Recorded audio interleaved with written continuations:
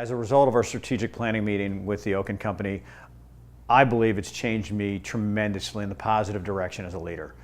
I've always been results-oriented and goal-oriented, but I'm in a constant state of flux of the directions, and this gives me a guideline. It's sort of it's a map that I can look back at. I still pull back my notes from our planning session and look at where we are now and what we had decided at the point of those meetings where we would get to, and see if we're in line with that.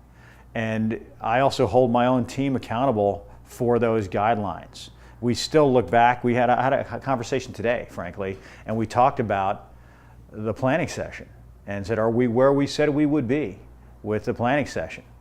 And if we're not, how do we get to that point? Have we shifted from there? Should we go back to that? It's a roadmap to a guideline that we really didn't have before. I think one of my favorite things about working with Brian Oken is accountability. He doesn't forget, and he holds you to it. And I'm not saying in a bad way, in a positive way, that it forces me to answer the deep questions and to check myself and to check, honestly, my own ego sometimes, to check whether or not I'm guiding my team correctly, whether we have the interaction that we should have.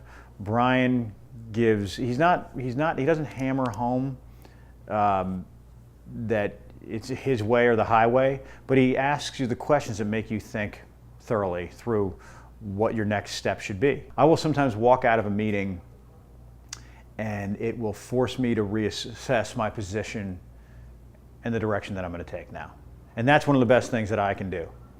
And that's what I think Brian brought to the table for me.